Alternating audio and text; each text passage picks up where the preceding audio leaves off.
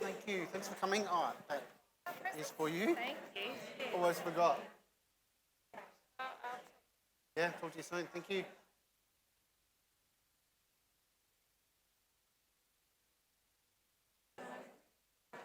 All good. All right. What I'll do now is I'll introduce our next guests, and I'll just switch this over. And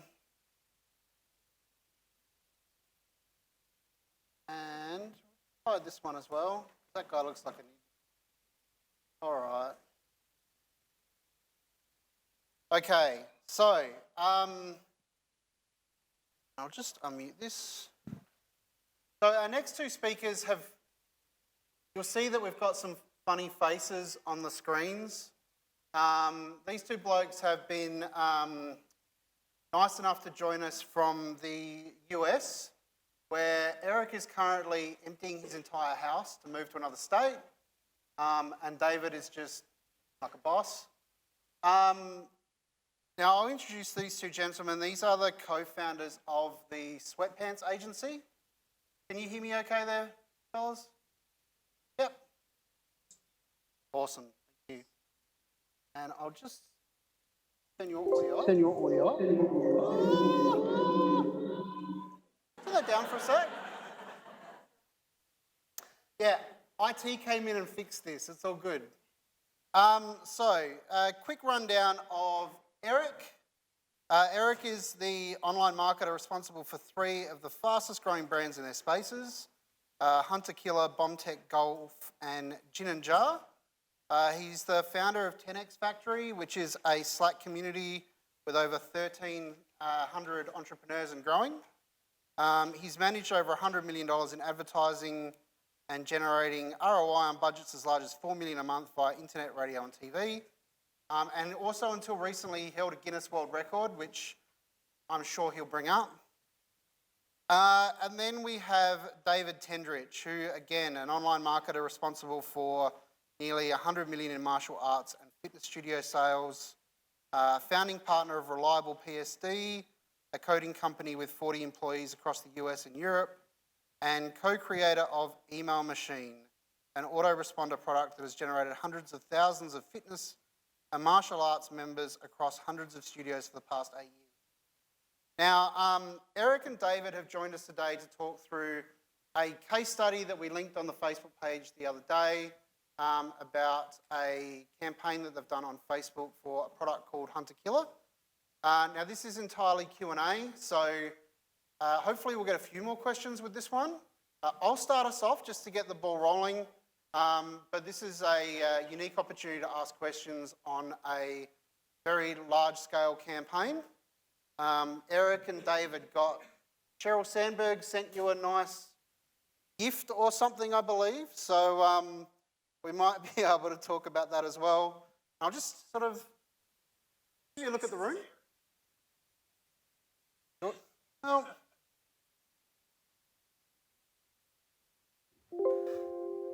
all right. Now, we're going to try and do this without lots of feedback. Ryan, I think you hit the mute button. Yeah. There you go. That was cool though to see the audience for a second. Yeah. Is it possible we can look at each other? Yeah. We're just floating heads. Hey guys. All right. Now, Cool.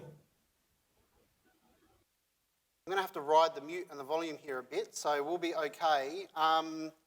What I'd like to start off with is, can you just explain a bit about what Hunter Killer actually is? Because it sounds like something that police do. Might be good to just explain the product. First. Yeah, happily. So Hunter Killer is to give you a little bit of context, so Hunter Killer was actually started originally as a live event.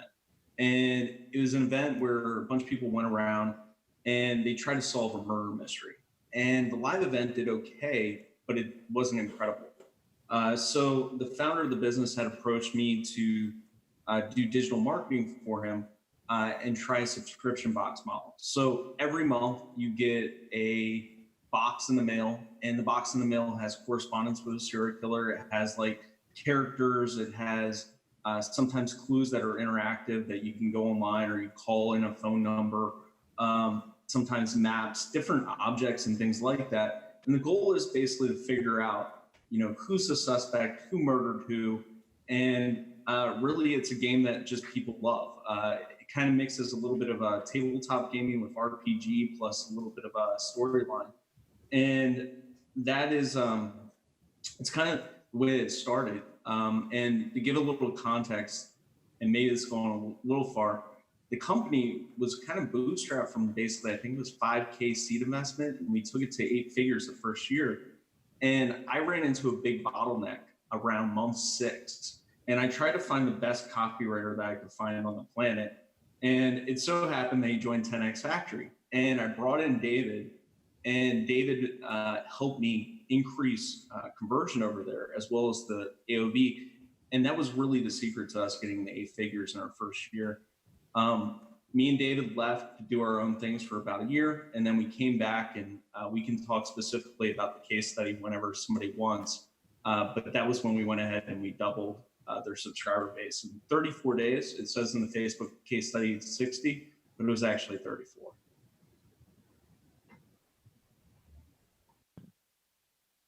Okay, so when the recent campaign kicked off, that was company was already at 8 figures, and it was a seasonal campaign running into Christmas, I believe.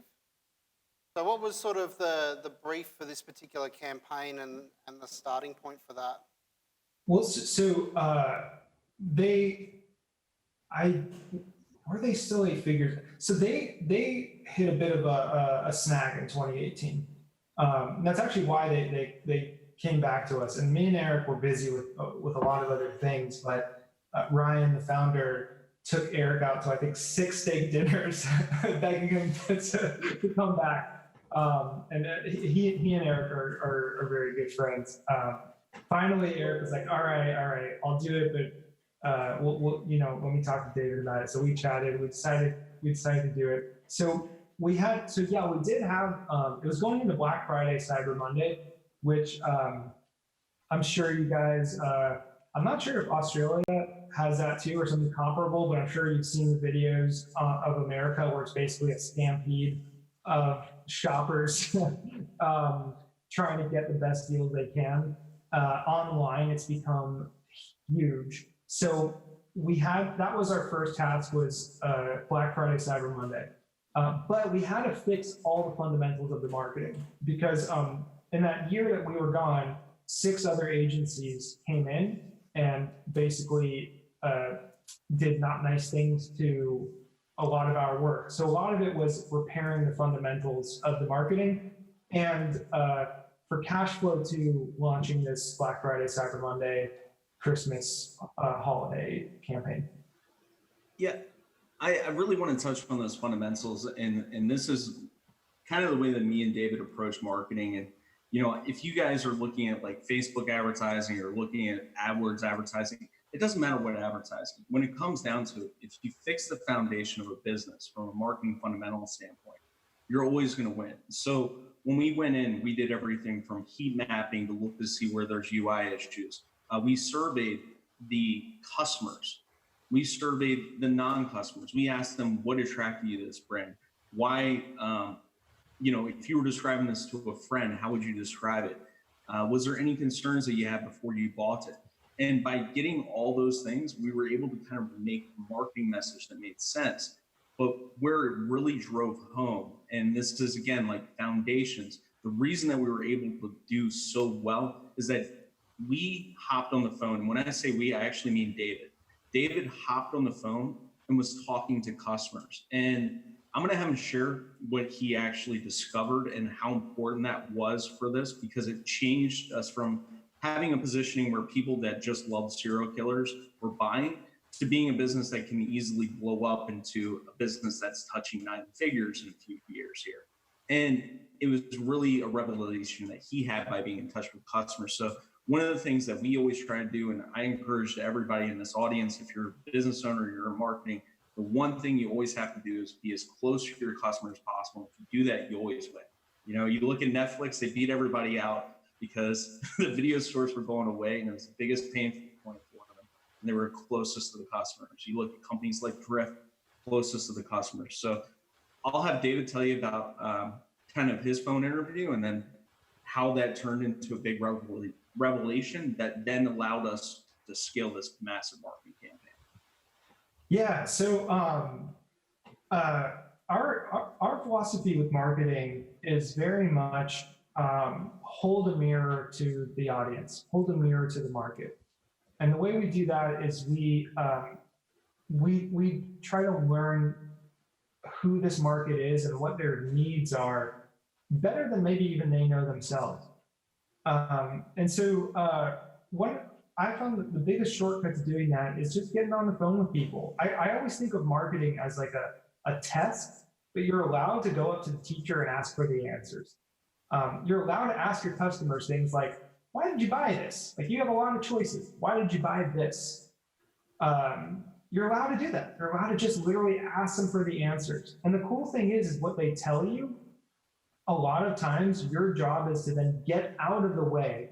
Don't butcher their words, but you talk to enough customers and you see patterns in the words. The patterns they start yelling at you because after, to be honest, you talk to about 5 of your best customers, by the 5th customer, you're going to be able to predict what they say.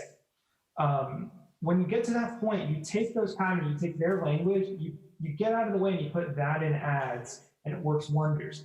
And in this specific case, what really allowed us to scale, and now Eric's giving me a lot of credit here, but honestly, without his, so there's 2 sides to this, and this is one of the reasons that Eric and I work so well together. Eric has process down pat, better than anybody I've ever met and probably ever will meet. What I mean by that is Eric understands the flow customers have to go through. He understands on Facebook about the technicals of what you need, who you need to target, how to find targeting. I kind of fill in the blanks of all of that with messaging that I learned from the market. But the messaging, which Eric was able to amplify so incredibly well, was I got on the phone with a guy who had bought the box, and he said something to me where a light bulb went off. And what he said to me was, because I asked him, one of the questions I always like to ask is, how do you use the product? So for Hunt a Killer, I'd ask, well, how do you actually play the game? Like, when you play the game, what does that look like? And he said, my wife and I play together. He said, usually we get home after a long day of work. We're both very tired, and we kind of just put on Netflix, and we're sitting next to each other, but we just put on Netflix and ignore each other. Neither of us has energy to really interact. But with Hunt a Killer, we're really engaged with each other. We're really spending quality time together. When I heard that whole story, what I heard in there, I heard so many things in there that met so many marketing fundamentals. There's a concept I like called a hero tale. And a hero tale is a tale a customer takes of going from what the problem is they're facing to the end solution, and the in-between step is the product. So the pain point they were at was, you have a relationship where you have 2 people who love each other, but their lives are making it hard for them to spend good time together. You have the end result, which is them spending good time together. The thing that took them there was Hunt a Killer in this case. When I heard that, I knew we needed to put that in an ad. So I get on the phone, I tell Eric, he gets goosebumps. We both got marketing chills. We put it in an ad. We paired it with an image of a couple, a user. So this is an important piece too, is that we found that photos that your users send you, your customers send you on Facebook, work so much better than polished photos, polished professional stock photography photos. So we paired it with a couple holding up their Hunt a Killer box. They were smiling, or they might have had like this shocked expression.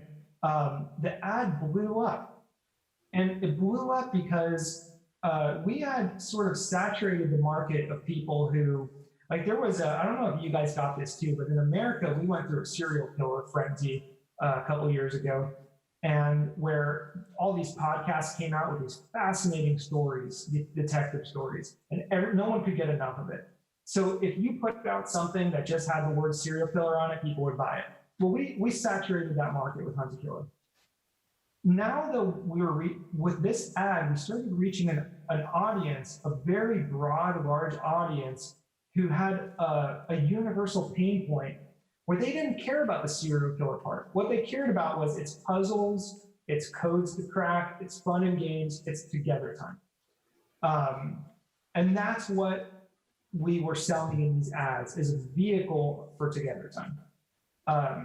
So that scaled, once we hit that angle, things started to scale very fast because it really took off. Yeah, the thing about that is, and to be clear, like it expanded the audience, right? Like originally the hook for Honey Killer and the ads said, you know, what if a serial killer delivers a package to your doorstep each month? Which is a great pattern interrupt. And if you're not familiar with pattern interrupts, they're just things that kind of stop you. You know, they stop you from the regular processing that you have day to day. It's the things that stop you in your newsfeed. And that audience was only so limited. But the moment that we turned this into a date night concept, it really changed the amount of people that we could address, or total addressable market. And the other thing that was huge that we were able to do with this, originally we had a little bit longer copy and that did very well, but we were able to turn this into a pattern interrupt as well as something that's cheeky. When I write Facebook ads, when David writes Facebook ads, we like to have a cheeky voice because one of the biggest hacks in Facebook is giving comments, right? And if you can polarize a little bit, if you can say something a little bit funny, you're going to get a lot more reactions. You're going to get a lot more love. And I know for some people that makes them uncomfortable, but like if you look at brands like Squatty Potty, you look at brands like Poopery, and all these brands that just blew up out of nowhere, a lot of them had a voice. They said things that were a little crazy. They did things that were a little crazy. So we decided to be a little crazy too. And the winning ad copy that we had was couples who hunt serial killers together stay together. And then it said, this date night, hunt a serial killer. And that was the big difference, big game changer for us in terms of audience size, as well as our costs on Facebook acquisition. I'll stop there. Yeah, obviously we've been talking a while, but I want to answer any other questions. So I guess the thing that comes out of that for me, first of all, is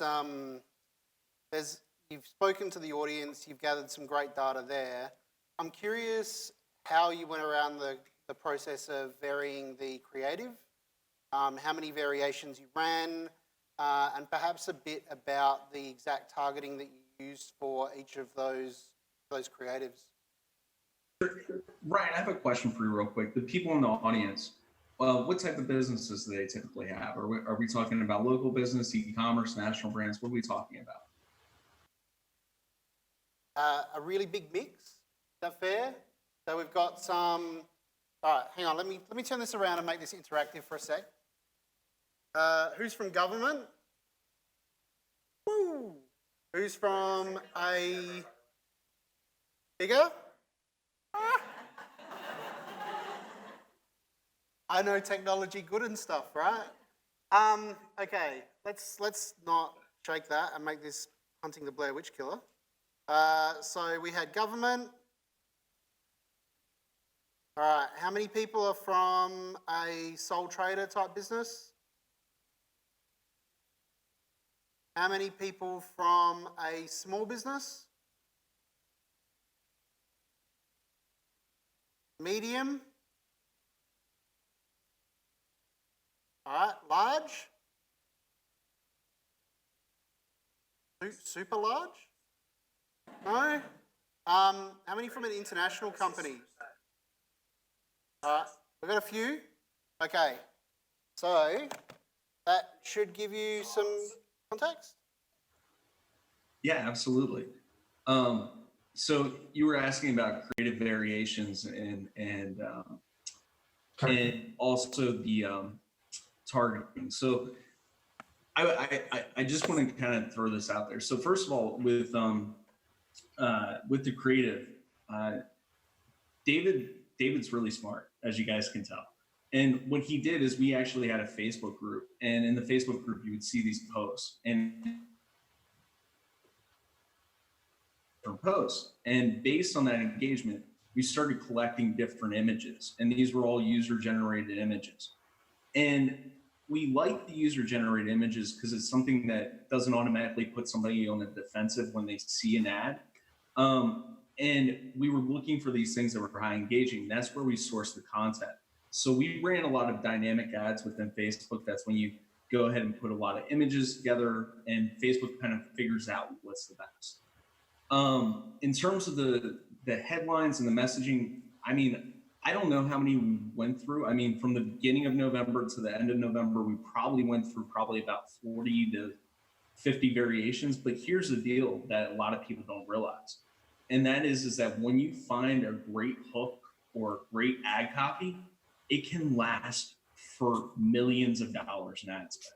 So the first 8 figures or the first 2 years, their winning ad copy was that what if a serial killer delivers a package to your doorstep each month?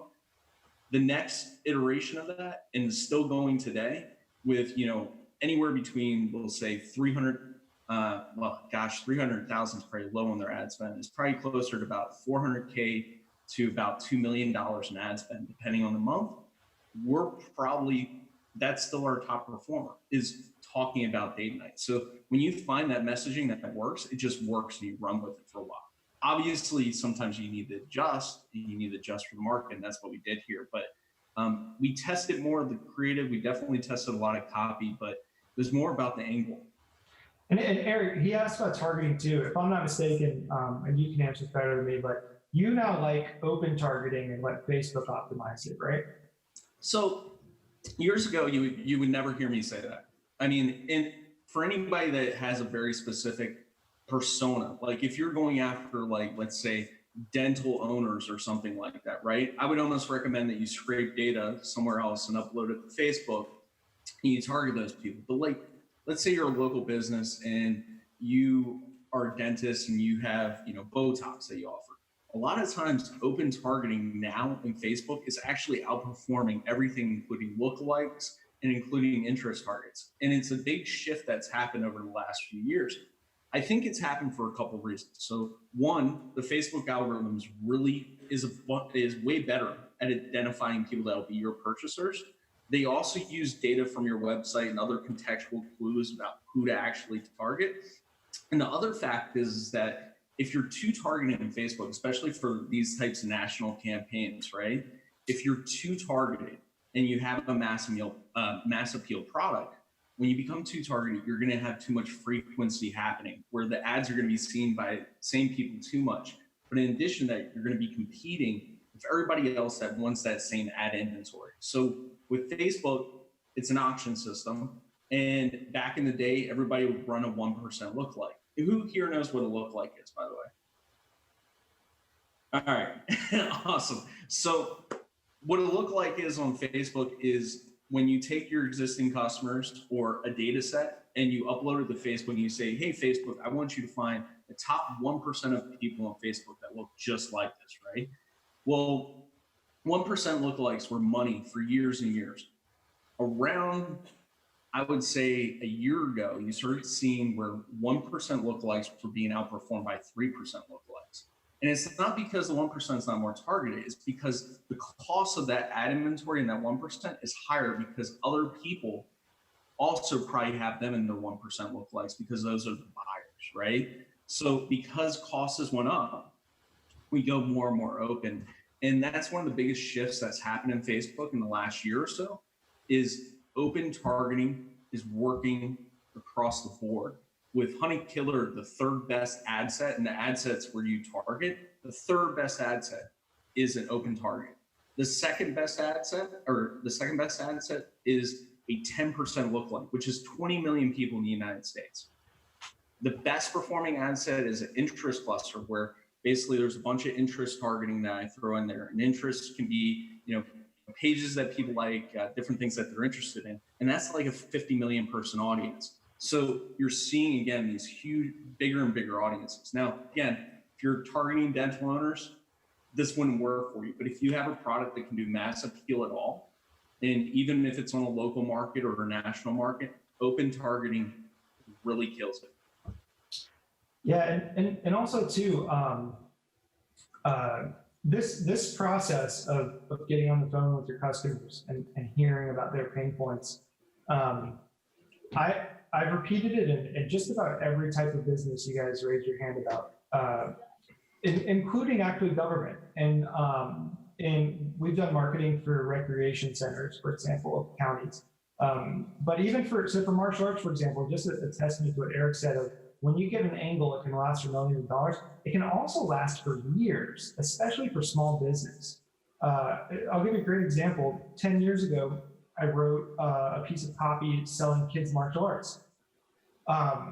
And what I love about the phone calls, about getting on the calls with customers, is they always tell you things you didn't expect. Now, let me ask you, let me see a show of hands. If I told you kids martial arts, how many of you would expect that parents would want their kids to learn self-defense? Show of hands. Okay, like karate, right? Chop block. Okay, how many people here would think that their kids would want to be protected from like bullies, for example? Okay, great. That's very logical. I went into these conversations expecting that. These parents poured their hearts out to me. These conversations lasted upwards of 90 minutes to 2 hours. Not one person mentioned either of those. No one mentioned self-defense or bullies. What they told me were things like, my child has ADD and struggles in school. My child is so smart, but can't sit still. Martial arts like gave them the discipline to sit there and focus. My daughter was floundering. She just seemed dispassionate, like nothing interested her in life. Martial arts lit this fire in her that gave her like this passion and this hunger for life. I heard story after story like this. I realized, just like with Hunt a Killer, the what you get in the mail is a vessel, is a vehicle to solve the together time problem. Martial arts is a vehicle that parents use to solve other problems with their child. And I stopped selling, I didn't sell martial arts, I sold that stuff. I said the headline was amazing kids martial arts class, not only teaches self-defense, ... And the reason I mention self-defense is you have to meet people where they're at logically, right? If people expect self-defense, you still have to, you can't bypass it. Then below that, the sub-headline said, but teaches them skills they need for success in life. And in the copy, I told 4 stories. I told a story about a kid who had ADD. I told a story about a kid who was floundering. And off the top of my head, I don't remember the other stories. But I told the story of how martial arts helped them. That copy sold more kids martial arts than anything else in the history of that industry. And it ran for, it's actually a lot of schools are still using it to this day, but it's been running for 10 years. It had a good 8-year run before people even stopped using it. So when you hit on, there are certain things that are universal, that when you get on the phone with your customers and you ask them questions, very broad questions, right? It's all about the follow-up questions. I start very broad. So hey, how did you hear about X? And then they'll say, oh, well, online I was searching, I found the blog, this or that. I say, oh, cool. So let me ask you, like, what about that? What about it attracted you to it? Like, what about it? What did you look at that made you go, hey, I got to get this? Mm-hmm. And you follow your nose, right? You follow anything that seems interesting. It's all about in the whatever someone says, saying like, interesting. What do you mean by that? What do you mean by that? And follow it and letting them just talk and talk and talk. Being quiet is a very important part. Once they get talking, you gotta, even if they say something that excites you, that you can relate to and you want to share, you gotta just bite your tongue. You gotta sit on your hands and just listen. And they literally will just give you all the answers. But I would never, I will never, the thing is that's half of it, right? Now you also, like, I'll never know the ins and outs of Facebook like Eric does. So I'm only half of a puzzle there. So you use, you take that and you give that to people who do know how to disseminate a message, who do know how to amplify a message, and it's a win for everyone. Now, something else that we do as well is we will start for so we're called Sweatpants Agency because Eric has this brilliant model for product market fit, sort of a metaphor we call the sweatpants test. Sweatpants test looks like this. So product market fit is the most important thing in marketing. And that's basically having something people actually want. The way Eric describes product market fit is absolutely genius. What he says is, imagine you show up to a first date, you're wearing sweatpants, a sweat-stained, dirty shirt, your hair's not done, you look like a mess, you sit down at the table, the person still falls in love with you right then and there in that state. That's ideal product market fit, right? So basically, quick and dirty marketing should produce results. If you need really dialed in marketing, if you need perfect marketing, like my dog, I don't know if you guys hear that. My dog is gonna beat my door down. Excuse me one sec, I'm gonna let it. I guess where he's fun is like, and I'll back up a little bit, but like the sweatpants test, the whole theory behind it, in your business, there's a lot of things that you can test and do without building out huge processes, right? Because if something works, it's just going to work. And I'll give you a great example. David was just talking about how there's things that you don't expect a lot of times when you start to talk to customers. So for instance, there was a brand that we grew to 8 figures in a year. Another one that it was a brand that was selling wholesale pharmaceuticals to independent pharmacies, right? And we had all these conversations and we created a lead magnet, which is just a little piece of content that somebody downloads, and then we offer them to join for free and buy products from us. Well, we originally went in with like this whole thing of like the independent pharmacy buyer's guide, which makes sense, right? We want them to buy from us. We're going to do this buying thing. Well, we hop on the phone with them. We suddenly realize that most of these people are concerned with their margins going away, insurance reimbursements going away, and their marketing. They're actually worried about their marketing. So what we did is instead of building each one of these lead magnets out, we built a landing page for 3 different things, right? We built one for like a marketing lead magnet, one about how to increase your insurance reimbursements, and a third one, right?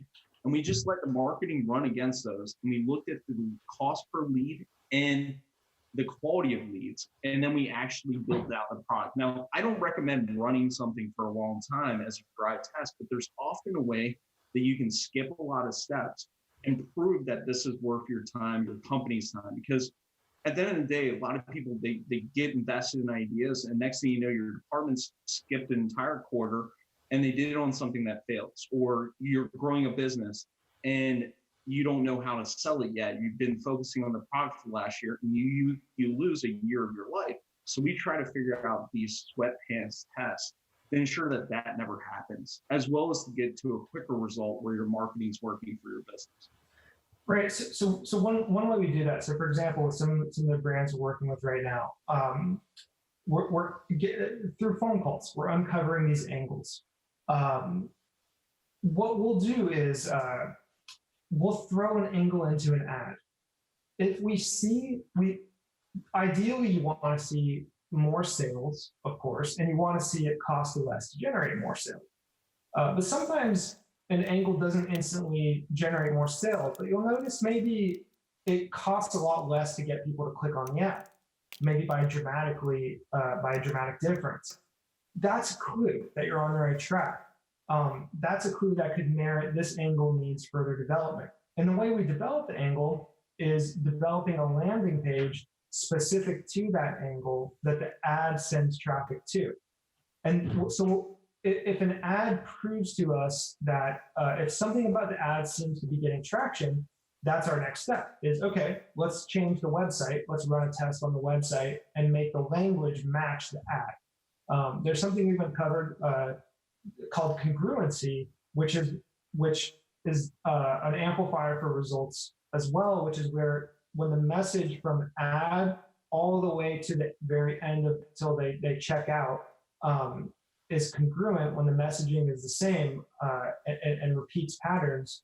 That's a little hack that boosts results. So once an angle proves to us it's worth developing, we'll throw it on a landing page, and we'll see then what kind of traction it gets and what kind of results, and we'll make baby steps and throw it at the market and let the market through these metrics tell us what's working and what isn't, and then if it is working, we'll take more baby steps, throw it at the market, and that way you get to track what the difference each baby step makes. So that way, if suddenly something doesn't work, well, you didn't just do this whole brand new thing where you changed a million things and you don't know what was working and what wasn't. We know what worked up to a certain point. So when something doesn't work, we can go back and analyze everything. Ryan, what questions do you or this lovely audience have? Well, we'll turn it over to the audience in a sec, which is kind of, we've got a hand up there. Lena will, when she's finished tweeting, Lena will go up there and get that sorted. I have a question for you at the moment.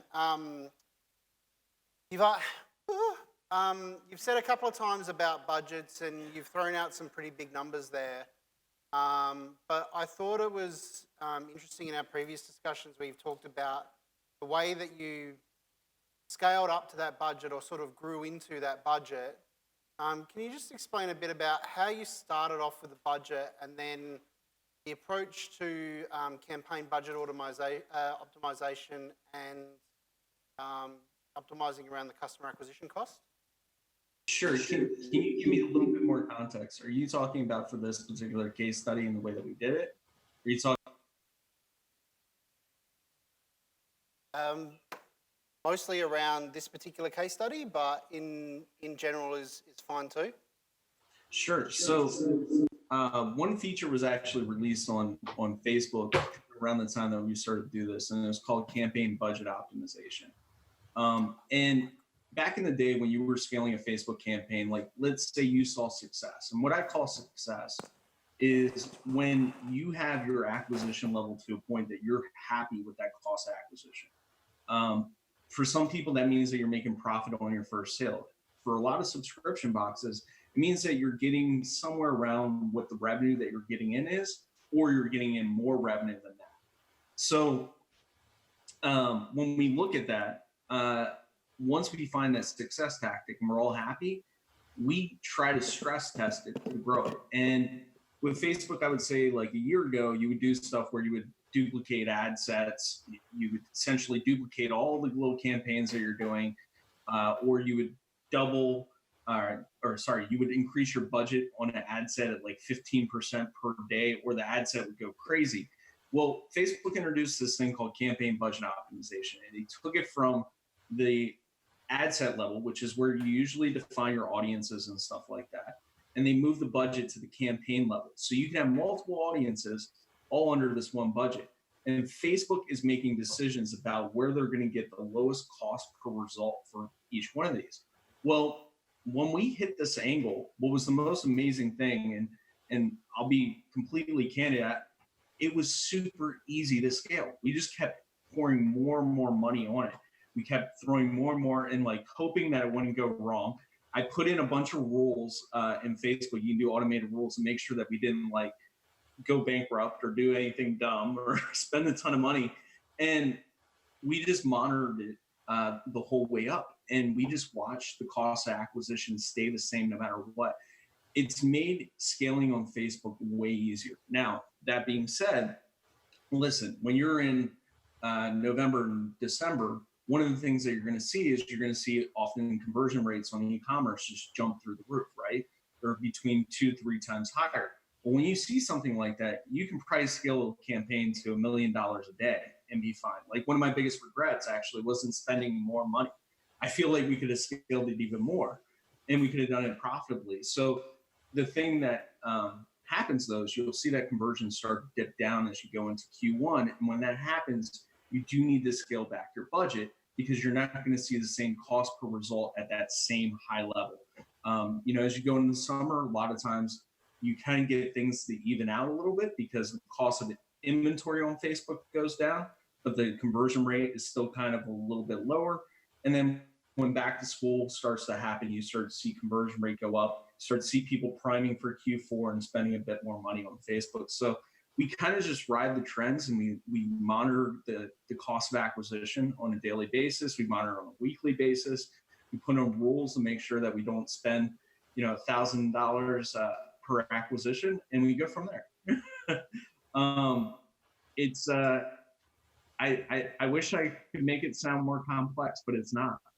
When you have a great angle and you can see that there's a large audience, and I guess that is one thing. We had a huge addressable audience, right? We were doing open targeting. We were doing 10% lookalikes. So when you see that huge addressable audience, you're seeing a good cost of acquisition, you know that you can probably fly that to the moon. Okay, cool. Writing my mute button. We had a question over here. No? My question? Oh, okay. I asked the question that the guest was going to ask. Question over here. Yep. Now we'll see if you guys can hear this over the AV, and if you can't, I'll repeat it back for you. This was a question for Eric. I just wondered if you could just expand a little bit on what you mean by open targeting. So you said basing it on interest, 10% lookalike, and open targeting. I wasn't familiar with that term. Just wondered if you could explain that. Yep. Get that? Okay, good. Just wondering if you could explain the term open targeting a bit more and what that meant. Yeah, I mean, what it actually means is very simple. We don't have any targeting in Facebook. The only targeting that we do on Facebook is locations. So we'll say it's the United States. We do things where it'll, I think we do 21 plus, and we just let it go ahead and optimize. Now, when I say that too, sometimes when we're doing testing, we do demographic splits. So we might do a split where we have every demographic split out. So women 25 to 34, 35 to 44, 45 to 54, and then I think it's 55 to 64, and then 65 plus. And we'll actually split that up and see how it does.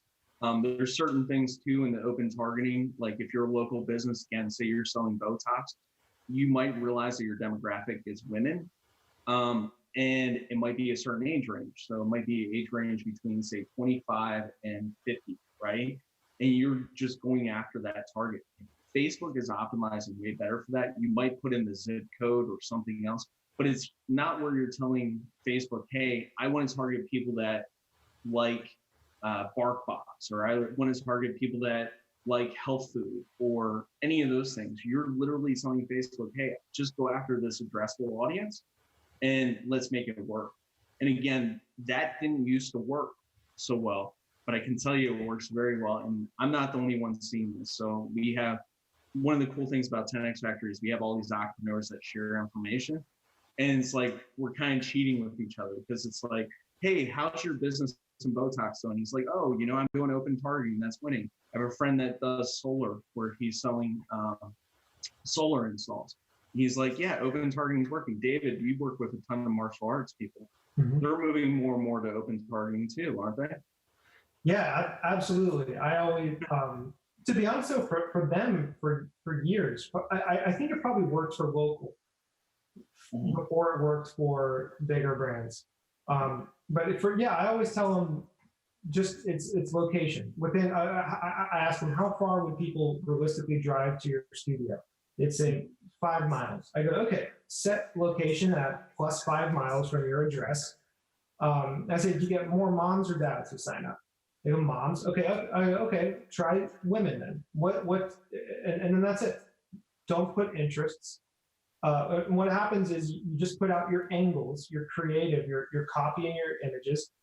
As people click on it, even as people just stop on their feed and read it, Facebook is watching all of this, and it's learning It's machine learning algorithms are recognizing the patterns between different people and sending it to people that it feels fit those patterns. And machine learning has just come so far in the last few years. That and Facebook is one of the most advanced machine learning operations on the planet. Yeah, the only thing to ever be concerned about is, again, if you have a very tight persona that you're going after, Facebook's going to go after the lowest cost result. So you might get a bunch of people that are going to be your wrong audience, but for some odd reason, they're still downloading the thing. We saw that with like grandmas when we were going after like independent pharmacies. We had like a bunch of like 65-plus-year-old women downloading this lead magnet, and I was like, and they were complaining about drugs costing too much, you know, pharmaceutical drugs, and I was like, oh, all right, I can't do open targeting there. All right. Have any other questions looking around? Nick down the front. Oh, you accidentally muted again, right? I think that's what. Sorry, did I mute Eric? That was intentional. I'm not sure if Hang on one sec. We'll just go to this question. you're going to have to repeat this one. It sounds like talking to customers was pretty integral in how you guys thought about the copy and the content you're putting into your ads. Are you using anything else outside of having direct conversations with your customers to get feedback at, I guess, a scale? And how would you use that? What would you do? Yeah, we do. We use a lot of sources. We use testimonials and reviews. We hunt for patterns in those. We use surveys and hunt for patterns in those.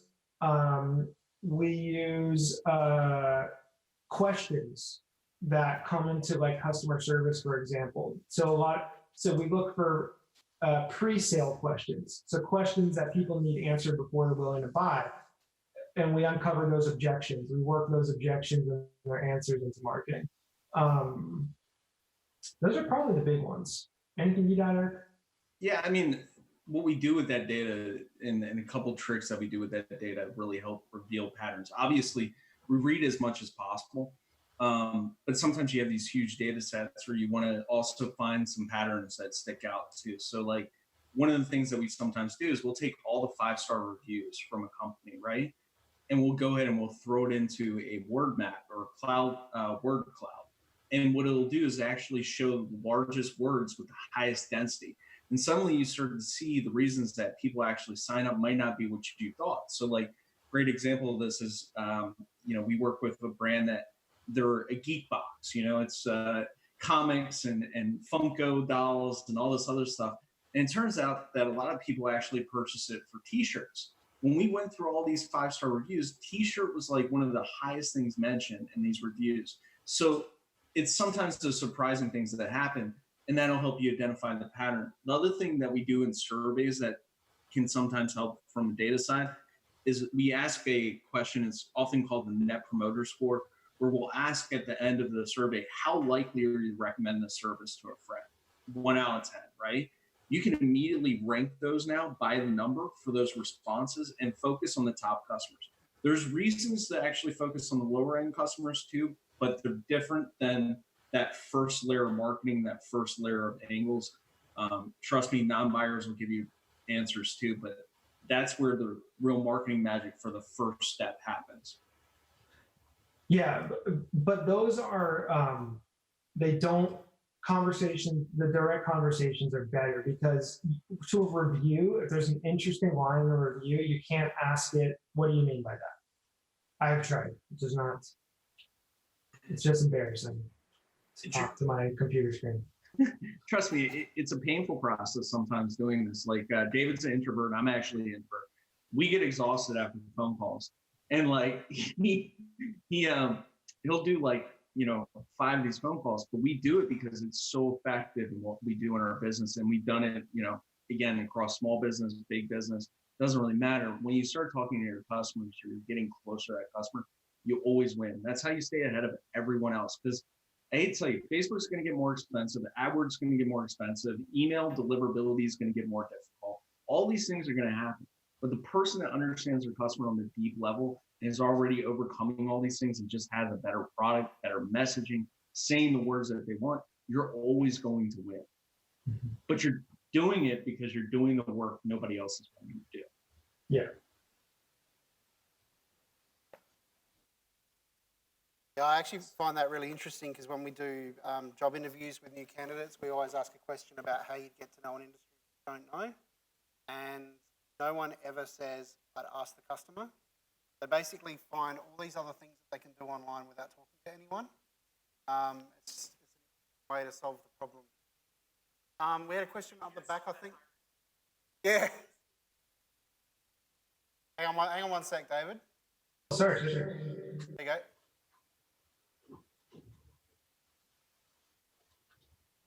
Oh, okay. He muted you so you can speak, David, or muted them. Oh. I lost my train of thought. I have no idea what I was going to say. What did I say? Oh, yeah. It's amazing. I actually, I've given this talk a few times where I asked people, I don't even remember what the setup was, but basically the answer was that, you just ask, like, how do you find out the exact thing your customers want and need? And I opened it up to the audience, and I probably got a lot of the answers, Ryan, that you got in these job interviews. And then I say, well, how about you just ask them? And the room kind of goes silent for a second, and then people laugh because when it's like you don't. There's almost like in acting, there's the idea of like the fourth wall. People almost feel like there's this fourth wall, but it doesn't really exist. And honestly, offer anybody a $25 Amazon gift card, and they will get on the phone with you for an hour. So it's easy to do that. Yeah. So. Oh yeah, we turned that 25 into millions. Yes. All right, so we had the question up the back, I think. One over here, Andrea. Quick, run. My name's Sarah, and I'm just wondering, is it available over here, your game? I just looked on your website and I saw that there's international rates for postage, but I'm just wondering how much they are, because I love a thriller. So the question is, can we buy Hunter Killer over here? Because I think, well, at least one person definitely wants to buy it, but a percentage of the audience look interested. Hey, we do ship to Australia. We love our Aussie neighbors. Well, not really neighbors, but our Aussie friends. It does cost an arm and a leg to ship. It does cost at least an arm and a leg. It does cost a little bit more to ship, but I think we do have a 25% off deal running right now if you were to get it. Was there another question? Yeah, I think there was another question, but everyone's laughing at David trying to get the dog sorted again. There was one more up the back, wasn't there? No? Yes? Because we've got time for one more. Yep, we've invented one up the back. That's good. Hi, my name's Laura. Firstly, thank you so much, guys. That was amazing. What about some of the challenges? Like, do you find getting organic reach on your platforms challenges, or what are some of the key challenges that you've found in social media marketing? So the question there was, what are the key challenges that you find with what you're doing? And there was also a question about organic reach and whether that's proving to be a challenge, but I'm not sure that's something you guys are concerned about. So what do you mean by challenge? What are you talking about, like the challenges in terms of like marketing challenges, now we overcome them? Are you talking about hiring challenges? What kind of challenges are you talking about? Yeah. Specific. Sorry. No, you've got a microphone too. You can go. I just think when you tell these stories, I think some of the biggest learnings come from the challenges that you faced, and I'm sure to build up such an amazing business, you guys have faced many challenges along the way. So just keen to hear about some of the harder things and what the key learnings were and how you overcame them. So yeah, the challenges in running this particular campaign, but why don't we, if you've got any, why don't you talk about a couple of screw-ups that you had along the way as well? Because I'm assuming that you had one or two. Okay. I'd say on the marketing side, I don't know if I'd say if we'd ever really call anything a screw up, because our philosophy, because everything is data, right? Like you win or you learn. And when you lose and you look at that and you go, why? You get some of your best theories that become winners. That said, Eric and I have had many screw ups as far as interpersonally in dealing with clients. We can be kind of bulls in a china shop. And what I mean by that is Eric and I are ready to iterate very rapidly based on what we hear from customers. To us, the customer is king. Nobody is more important. We go, hey guys, your customers are saying this, we need to do this. And we'll get, well, that's not our brand. And we'll go, no. And we have made a lot of enemies. Also, we move very fast too, a lot of times. And sometimes we break stuff, or we're unorganized, or we just kind of leave, we blaze a trail and leave debris in our wake that other people who work at the company are left to clean. But it's because we're just on this rampage to find results. And that's because that's what we're hired for. That's what they need from us. We kind of take no prisoners, do what it takes. So I would say some of our biggest screw-ups have been in being so like tunnel vision on our process that we don't. Actually, Eric is much better than this than I am. I get so tunnel vision that it's like when someone tells me no, or when someone tells me they don't want to do it, like when it's a marketing thing, and to me, it's so clearly the right answer. Some of my screws have been more interpersonally, learning how to like hear their concerns out better. Because I kind of like, I view it as like survival, right? Business is so important. Business pays the bills, it puts food on the table. I don't see any time to mess around, and I can get way too intense. So some of my biggest screws have been just interpersonally learning to take a step back, hear what people have to say, even when I disagree with them, and navigate that better. I honestly, I don't know if there's such thing as a big screw up. Like, we live in a world now where like you make a mistake and you can adapt so quickly. Like it, you know, everything for me is a process, right? You mentioned something about challenges. Like, what's my biggest challenge? And my co-founder of 10X, he actually is the founder of Big Commerce. And he taught me this framework where he always focuses on the top bottleneck in his business, and that's it. And he focuses on it incessantly.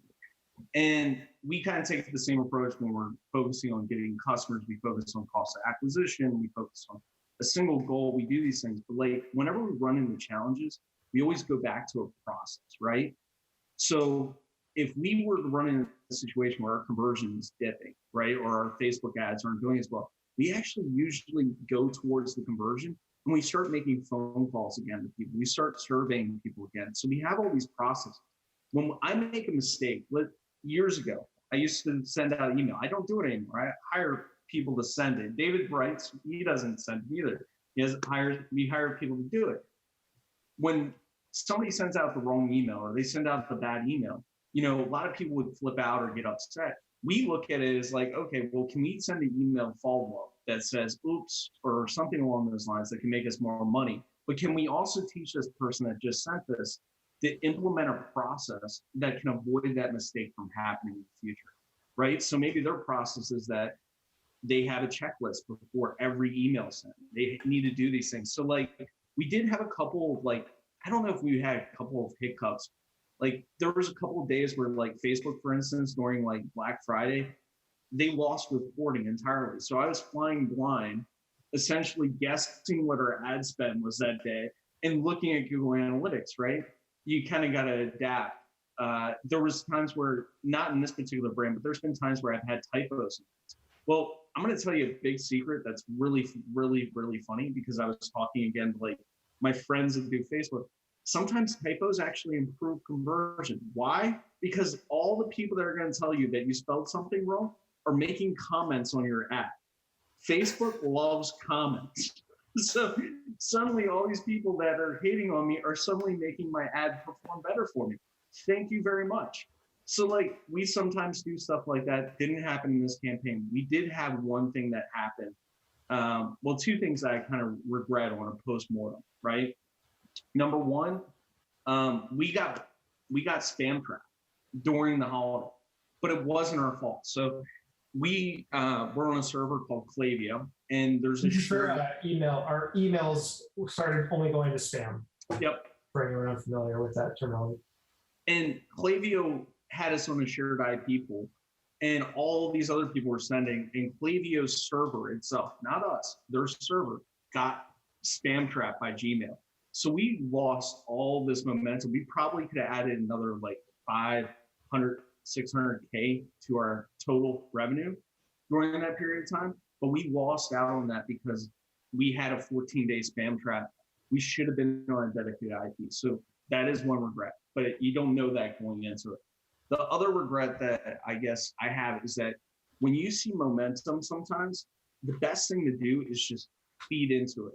One of the things that Eddie from Big Commerce told me is like, you look at AdWords back in the day, it was so cheap. He was paying something like 19 cents a click for these big keywords to get people to sign up for an e-commerce platform. Today, those same keywords would cost $19 a click.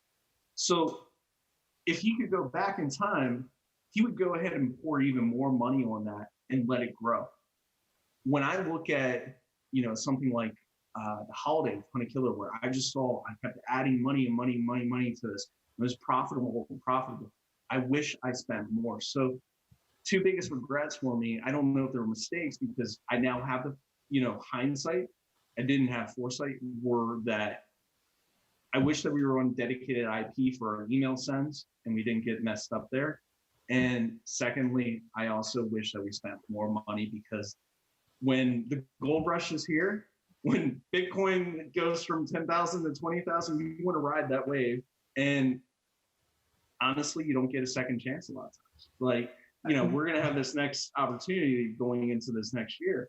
But like, how many more cycles do you think are going to be on Facebook before it's going to become cost prohibitive for a lot of e-commerce businesses? Unless they're really good at their marketing, really close to their customers. I second that. It's very easy. That's a screw up I've lived through myself many times, where it's very easy when a tactic is working to get overconfident and suddenly this mindset though, it's a pattern that we all go through where you think, oh, I'm good for life. This is never going to stop. I'm getting results for life.